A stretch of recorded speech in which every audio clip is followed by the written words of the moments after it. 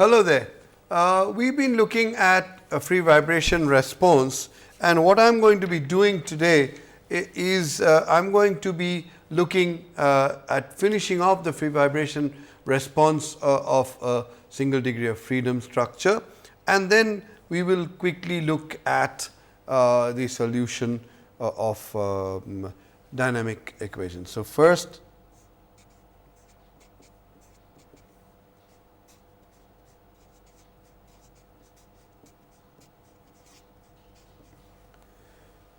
and then dynamic. I'll introduce the concept of dynamic response of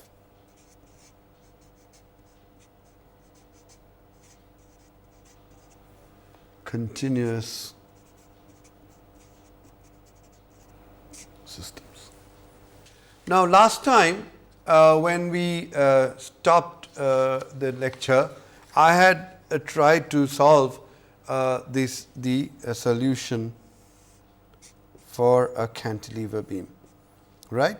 A cantilever beam with constant m bar and EI, okay? And what we saw was, after incorporating these boundary conditions, we got a situation where phi x was equal to A1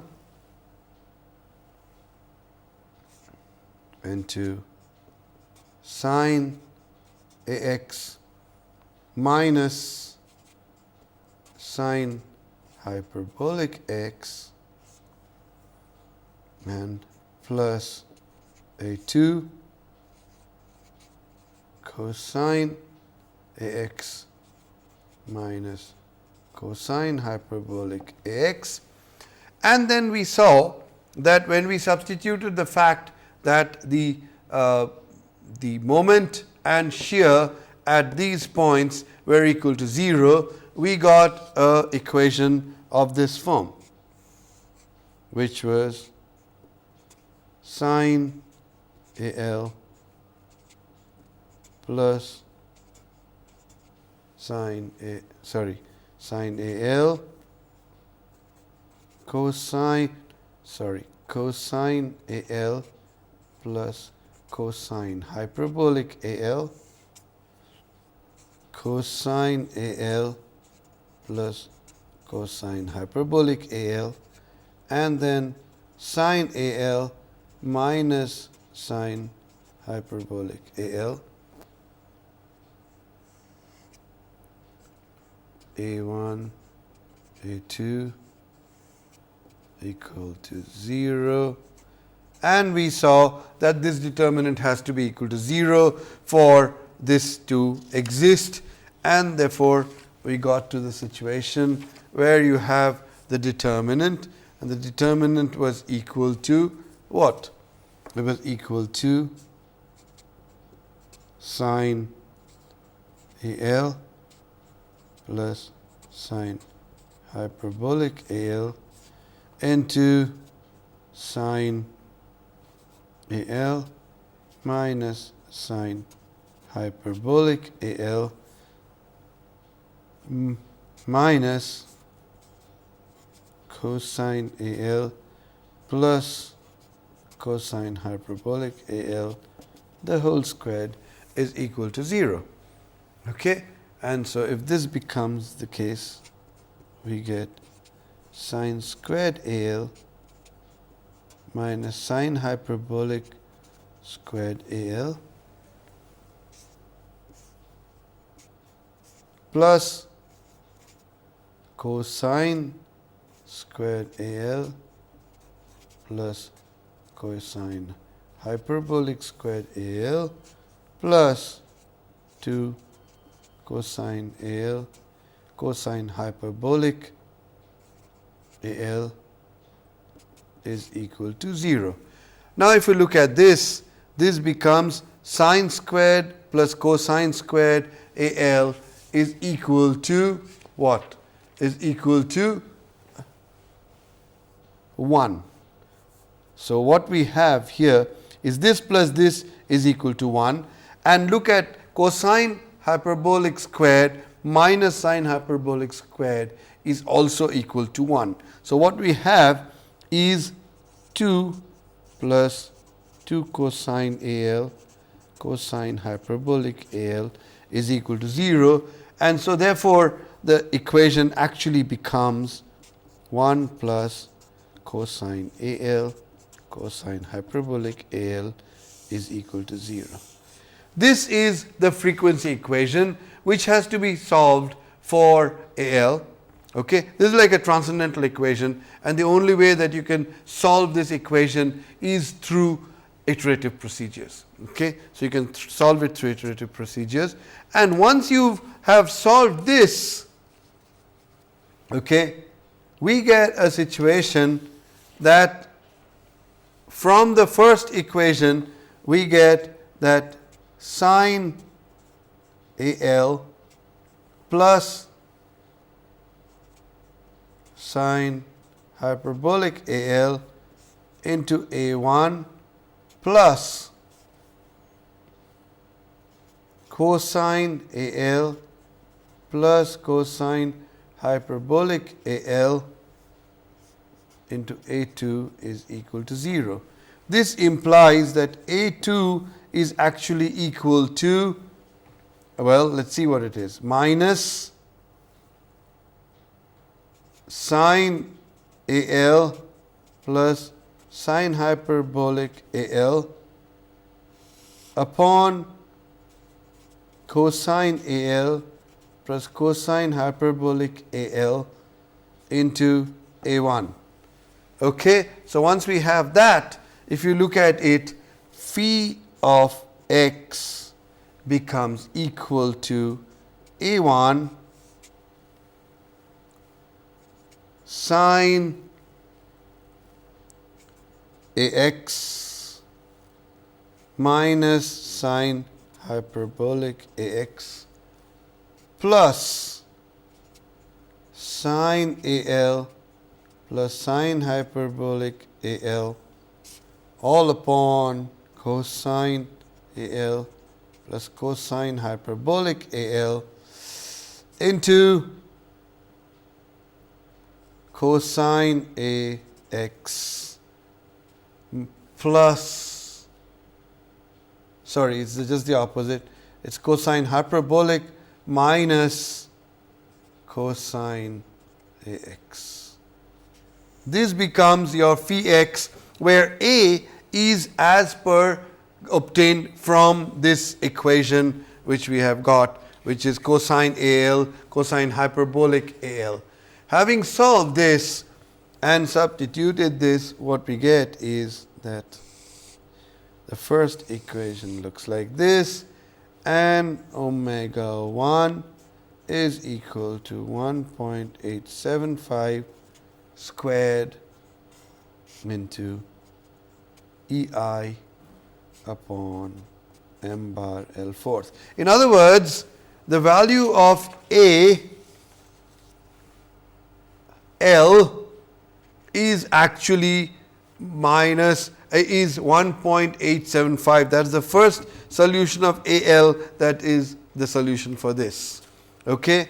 The second one, omega 2 is equal to 4.694. That is the value of AL, and therefore, this is what we get as.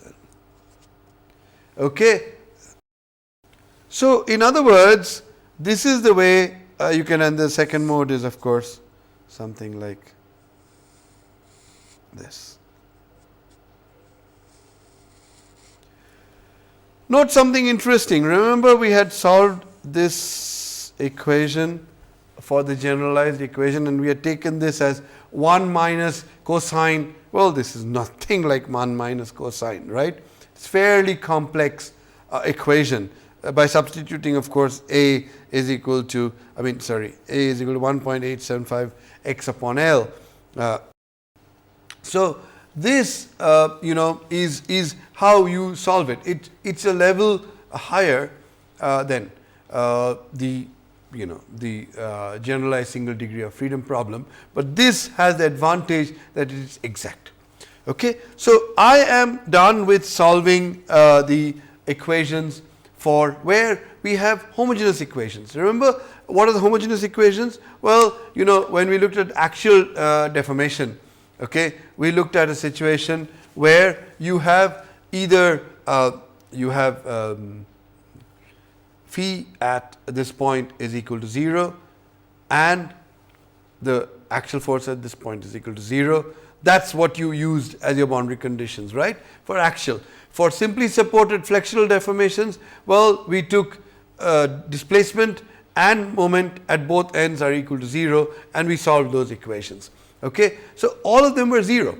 Okay. In other words, we got phi equal to 0, phi double prime equal to 0, or phi L equal to 0, phi double prime L is equal to 0 for simply supported, or if you have a cantilever, we got phi 0 is equal to 0, phi prime 0 is equal to 0, and the other one was phi double prime L is equal to 0 and phi triple prime L is equal to 0. That was moment and shear at the ends. Okay. So, these are all known as homogeneous boundary conditions. Now, I am going to introduce you to a concept where you have a situation where you do not have homogeneous boundary conditions. For example, let us take an axial deformation. Let us take the axial deformation and let us take a situation where you have this. And instead of it being a free end, what you have is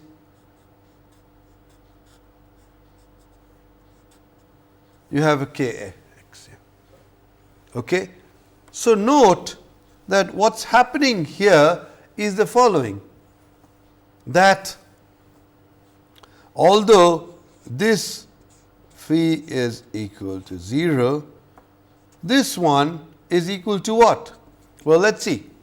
You have a situation where if u goes this way, okay, this presses this way, and so you need a force this way. So, what you have is that phi E A phi prime L, right? That what is this one? This is the force. Okay, the force is in this direction.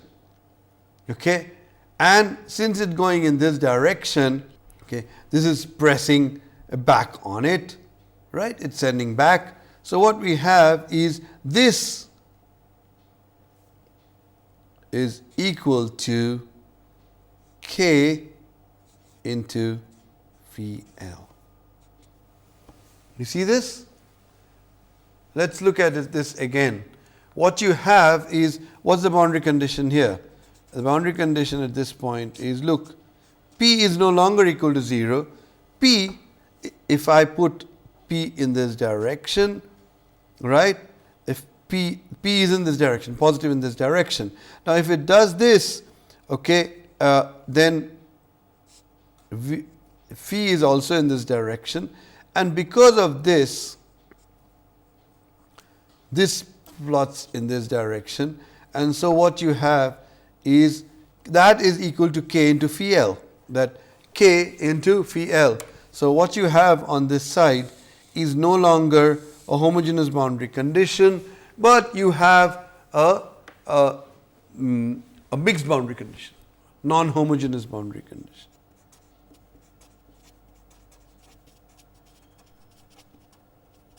So, what does this do? Let us look at this equation again. What did we have? We had a situation where you have phi of x is equal to a1 sine bx plus a2 sine bx, sorry, cosine bx. So, now obviously phi equal to 0 implies that a2 is equal to 0, but a1 sine phi, that means phi is equal to a1 sine bx. Okay? And so, therefore, phi prime x is equal to a1 b cosine bx.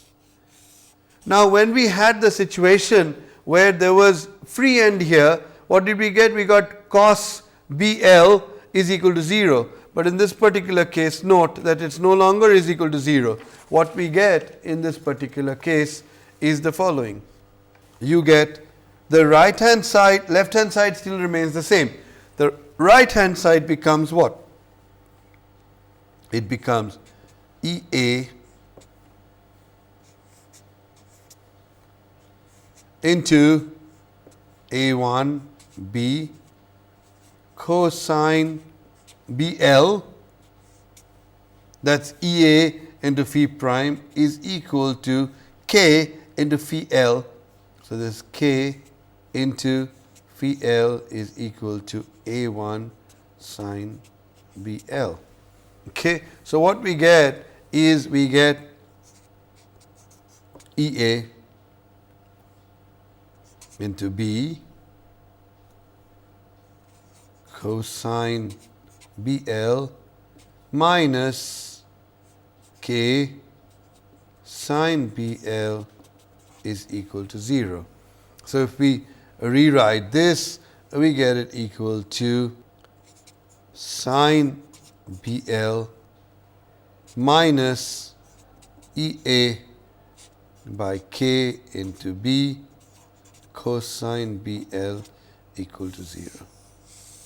Note that the neat little equation that we got last time when we had homogeneous boundary conditions, now we see that even for the simple case where we got cosine BL is equal to 0 and we got B is equal to 2n minus 1 n upon t pi, we have to solve a transcendental equation to get the solution. Okay? And let me just take this forward to the next kind of situation. I'm just showing you, note that I'm just illustrating to you the concept of homogeneous, non-homogeneous boundary conditions. Non-homogeneous boundary conditions are where you have a variety of situations that come in. Okay? For example, now let us look at this particular case.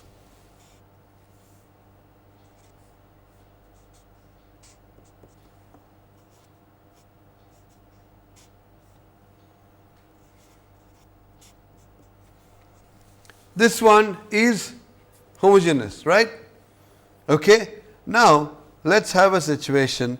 Well, in this particular case, it's difficult. Well, I mean, you know, let's just look at this case. This is an easier case to look at. What did we have for this? What were the boundary conditions? Phi equals 0, phi prime is equal to 0.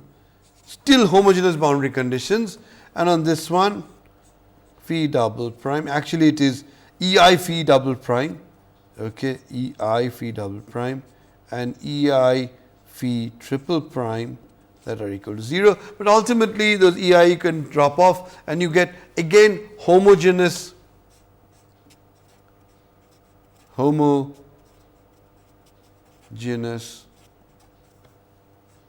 boundary conditions.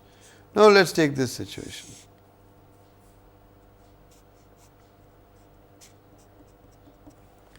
What happens in this particular case? This is a pin. Okay? What happens? In this particular case, we have a situation where this continues to be homogeneous.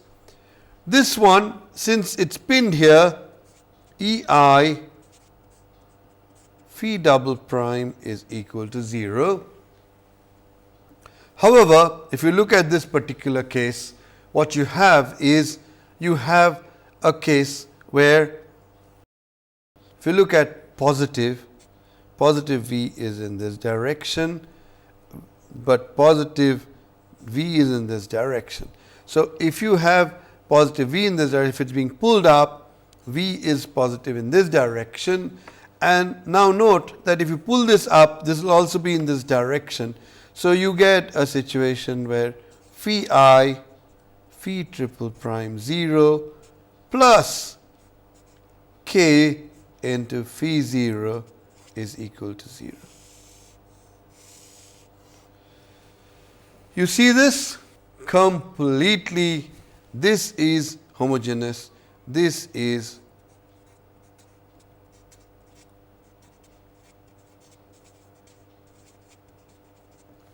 non-homogeneous boundary condition.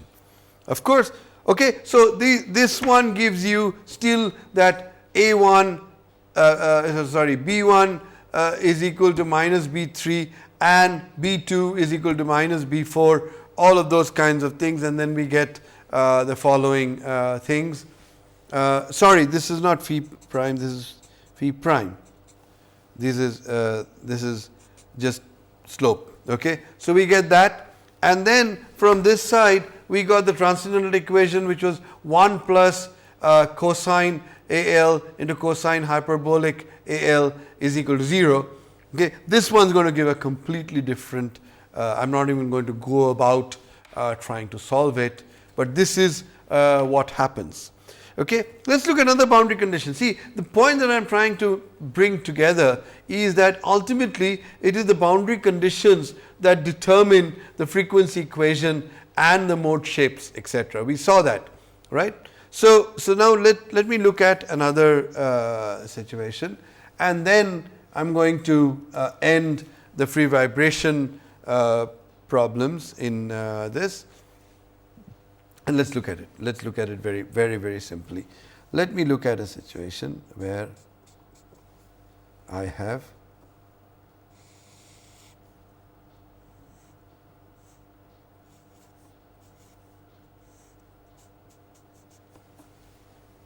this, and this is uniform. What are the boundary conditions that you have over here? It's very interesting. It's very interesting. Let's see what happens over here. And that is that if I have a boundary condition like this, okay, note that we know over here that if there is delta over here, the moment over here is equal to 12 EI upon L cubed. So therefore, in this particular case, the boundary conditions are the following. Again, on the left hand side, I have homogeneous boundary conditions. Here, what about the shear? Shear is 0. So phi 3 L is equal to 0. I am sorry, over here this is not 0. This is L equal to 0, and these are L and L. These are L, these are L. Okay, so please, sorry about that.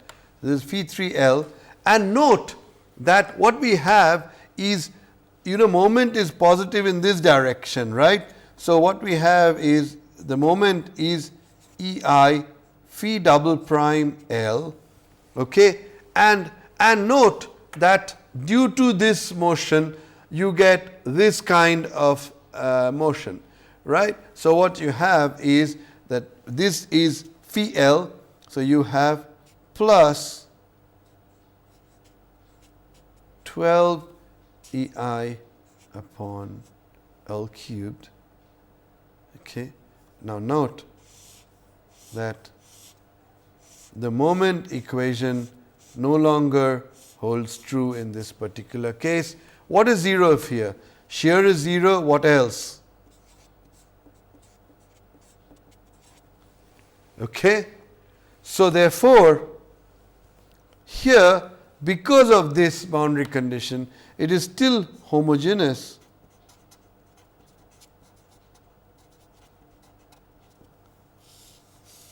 but completely different boundary condition. Okay. Now, if I have a situation where instead of this kind of a situation, I have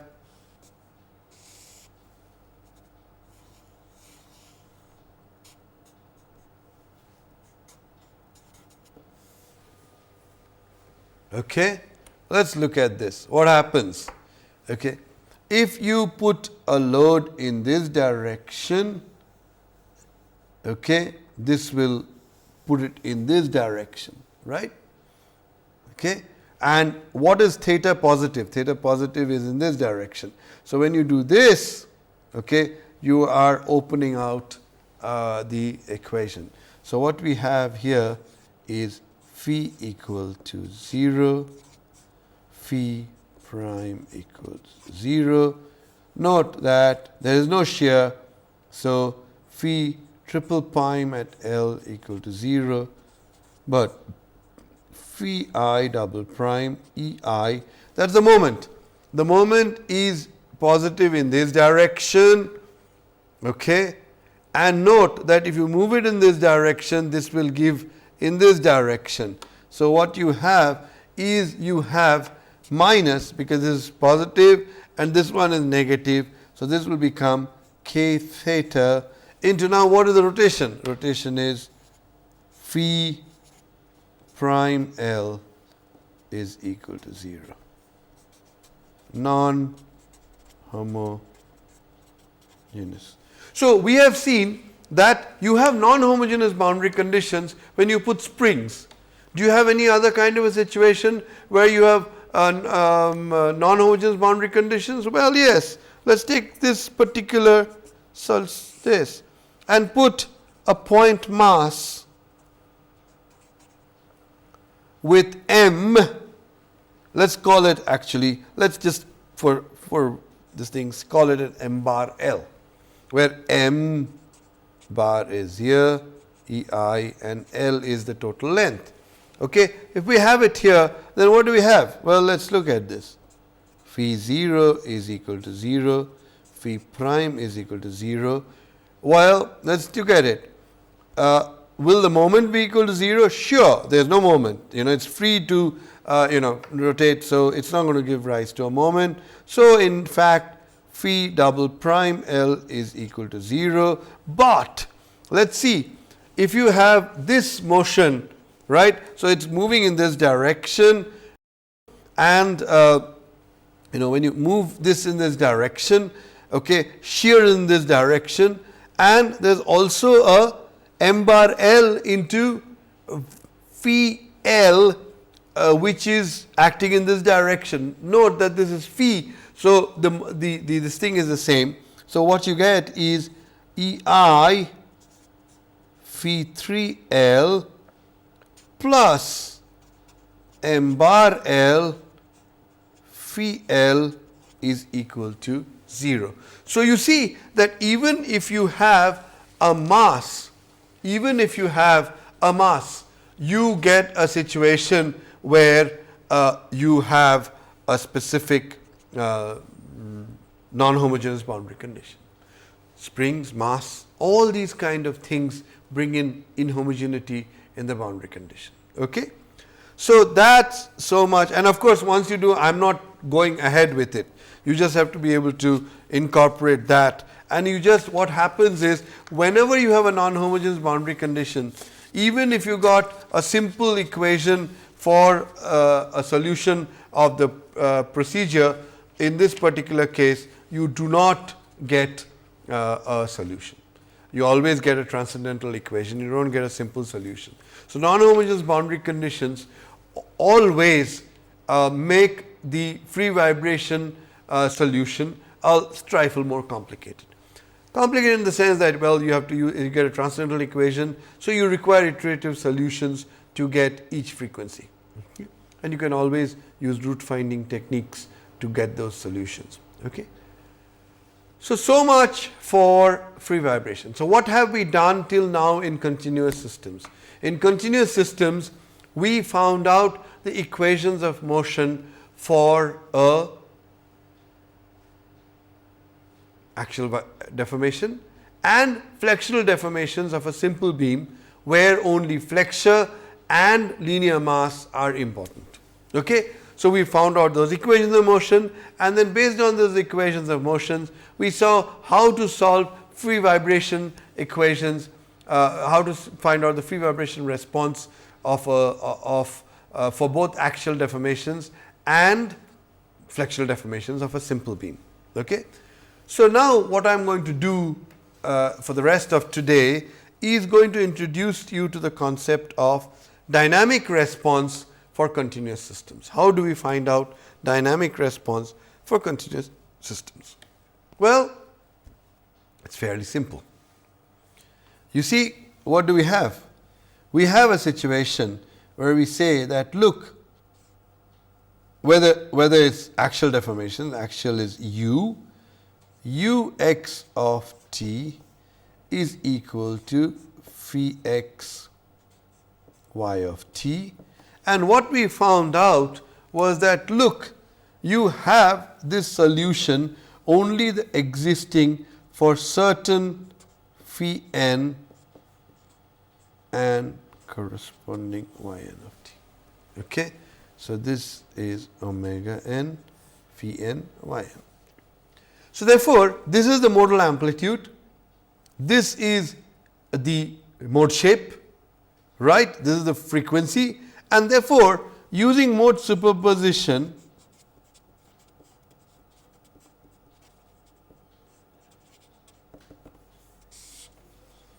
if you take the assumption that V x of t is a superposition of all the modes that you have. So, you have, now note, it is infinite indeed, because this is a continuous system, it has infinite modes. So, this is the solution that you get, okay, and this is getting V x of t from y n of t. Now, how do you get y n of t from V x n of t? Well, pre-multiply by phi n x m x m bar x into V x of t dx and integrate over the whole length, and on this side you do this. What you get is that everything else, when you pre-multiply by phi n x, the only thing that remains is phi n x only, and so that integrated over the whole length, okay, and of course on this side you have this. So, this basically becomes y n of t, the only one that remains, because of mass orthogonality. All the other terms which are not m, which is not equal to n, all disappear, okay, and what we are left with is the following, which is that y n of t is equal to 0 to L phi n x m bar x V x of t dx all upon 0 to L phi n x squared m bar x dx. Note that this is identical, it's similar in nature. So, this is how you get y n from V x of t, and this is how you get V x of t from y n. Okay?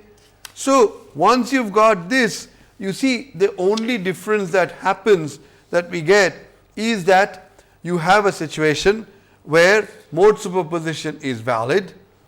Now, you know, phi x of t is infinite sum of phi n x, y n x is valid, again because it is a continuous system. So, the infinite domain it is valid mode superposition, and therefore, if mode superposition is valid, then you see what do we get? We get a situation like this, that let me look at axial first, right. I will look at axial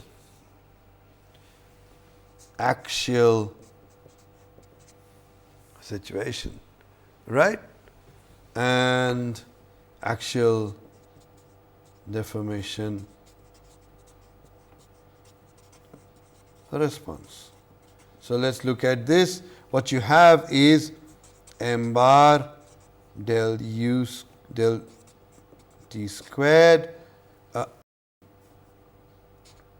minus E A del squared dt squared is equal to p bar of t. This is the equation of motion, right? Now, what do we have in this particular case?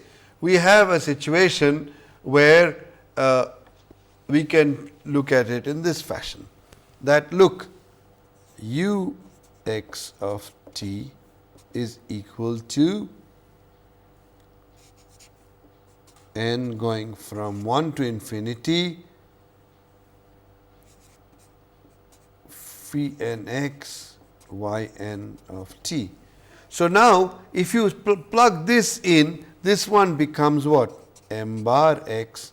If you look at this del u, so I get summation n going from 1 to infinity m bar phi n x y n double dot t minus E A, well, summation n going from 1 to infinity E A into phi n double prime y n of t is equal to p bar x of t. I have just substituted this in. Now, what I am going to do is I am going to pre-multiply through with this, and so without having to put down very much, what we can see is that this is going to be equal to y n double dot t into m x phi n squared x dx, and we have minus y n of t, and you get 0 n. I have pre-multiplied by phi n. Okay. So, I get phi n x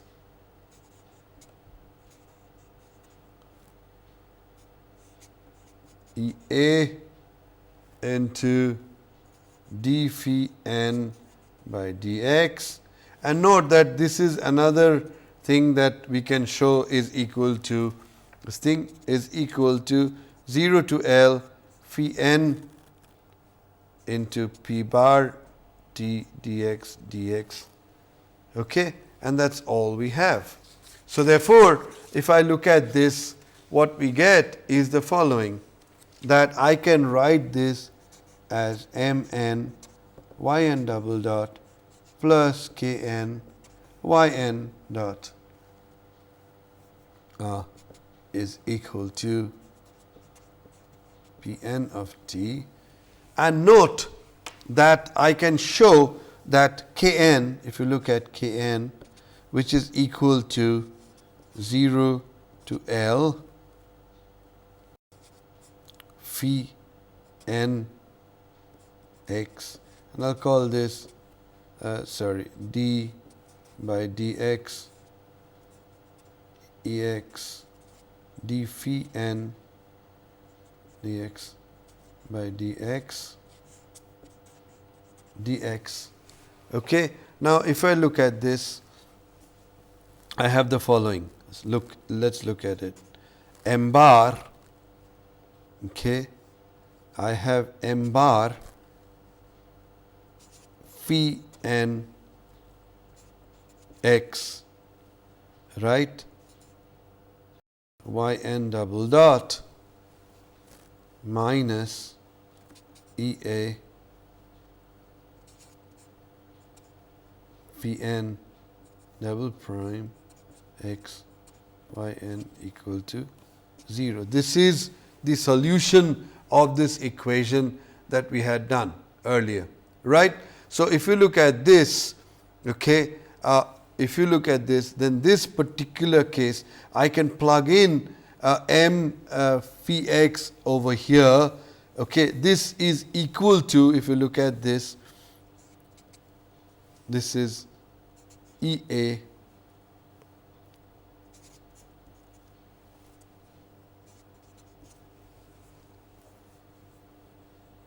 okay, upon m phi x is equal to minus c. We had seen that, and therefore, we saw that, look at this particular one, EA df prime, which is this one, we can replace by m phi x into c. C we can take outside. So, then this becomes equal to c, okay, and this is actually, if you look, this c was equal to the same as y n double dot upon y n, which was equal to omega squared. So, that c is actually omega squared. So, if you look at it, omega squared over here, 0 to L phi n transpose m phi n dx, which if you look at it is nothing but n. So, therefore, k n is equal to omega n squared m n. Okay, that comes out directly too. So, therefore, if you look at it, and of course, what you have in this situation is the following, that you get then nothing but y n double dot plus omega n squared y n is equal to p n of t upon m n, where m n is equal to 0 to L m bar x phi n squared x dx, and p n of t is 0 to L phi n x p bar x of t dx. This is p n of t. Once we have this, again all that we have is we have a single degree of freedom system, and of course, as I said, damping you could include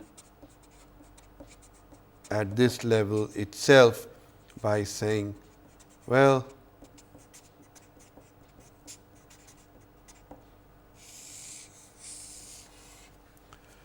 so the entire problem essentially boils down to what?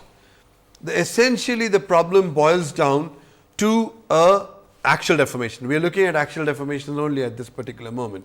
In axial deformations, the entire problem boils down to the following, and that is that you essentially solve the free vibration problem.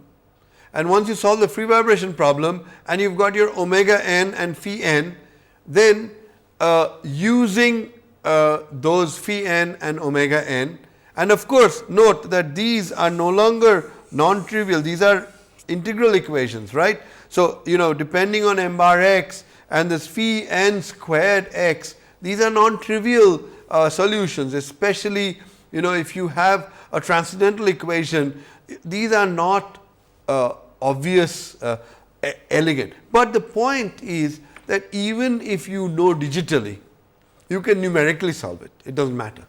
You do not have to get it. The only point that we are saying is that this is a continuous system, and a continuous system, this is given, m n is given this way, phi n is given this way, and once you have got that, you can always put it into any kind of equation.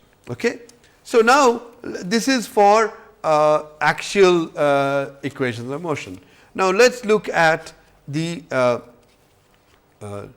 flexural motion, because in flexural motion it's a little bit different. Okay? It comes down to the same thing, it's still the modal equation. Okay? It's just that it looks a little bit different, so it might be worthwhile. So, flexural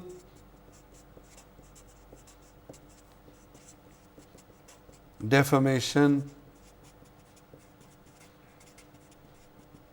response. Okay? That is what we are looking at right now, flexural deformation response. Okay? And in this particular case, let us go back, d squared x by dx squared E I del squared v by del x squared plus m bar x del squared v by del t squared is equal to p bar x of t. Okay?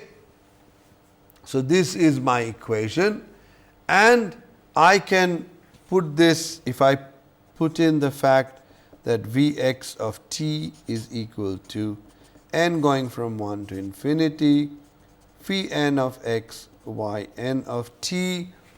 Then what we get is the following. We get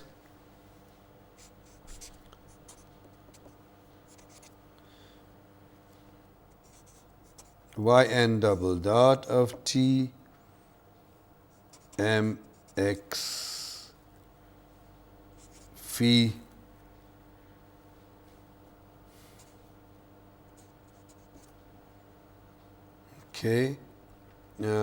plus double summation going from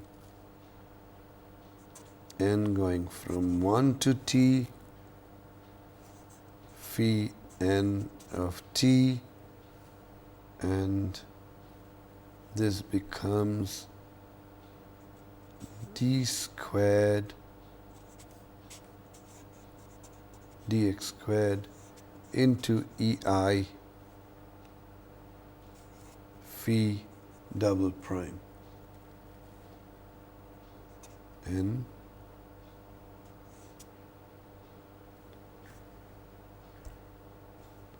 is equal to p bar x of t. So, this is what we get, and then again going through the entire process, ultimately the equations become the following.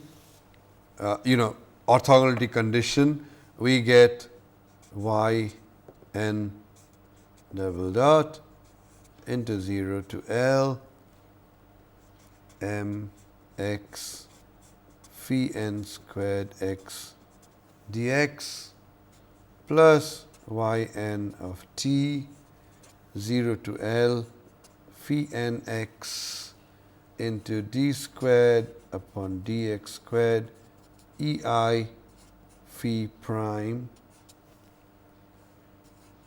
dx is equal to 0 to L phi bar n p bar x of t dx.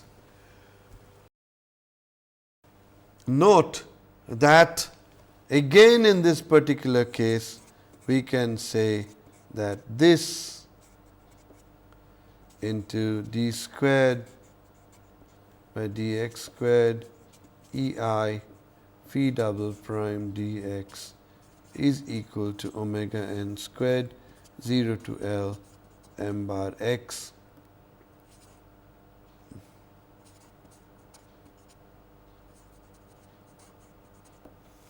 again going back to the same kind of thing that we had got earlier.